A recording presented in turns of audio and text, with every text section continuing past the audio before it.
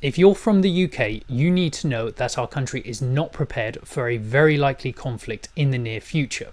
As you can probably tell, the world is becoming increasingly chaotic, with man-child dictators putting all of us in danger.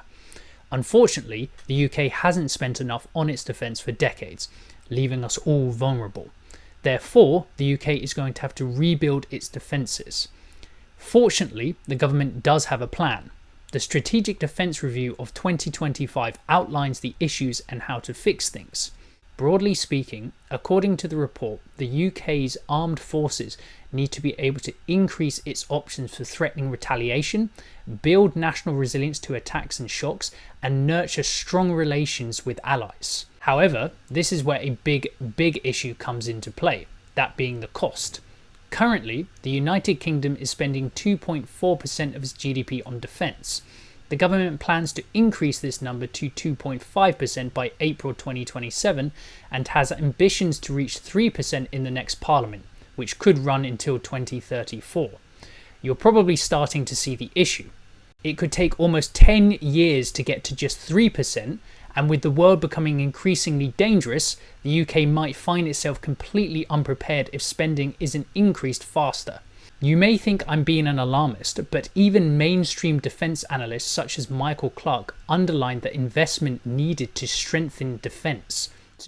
But it did get me wondering if whether, the British public is as informed as it needs to be about what has been happening with our military in the past, what is going on right now, and where we might be in the future. Whether, people like me in the media have perhaps not done enough over the past, the years since Russia's invasion of Ukraine, to put out into the public domain the state of the military, the state of the world, and get some pressure on politicians to perhaps address those issues. Yeah, Neil, none of us have done enough because we're in a different world now. And two things. One is the Strategic Defence Review I mentioned came out last year, Britain's SDR.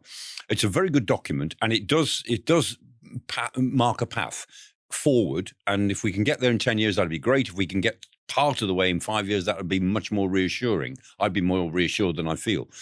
But, the government doesn't want to talk about it. Having done the review, the government doesn't want the public to read it or know about it because it's a bit scary.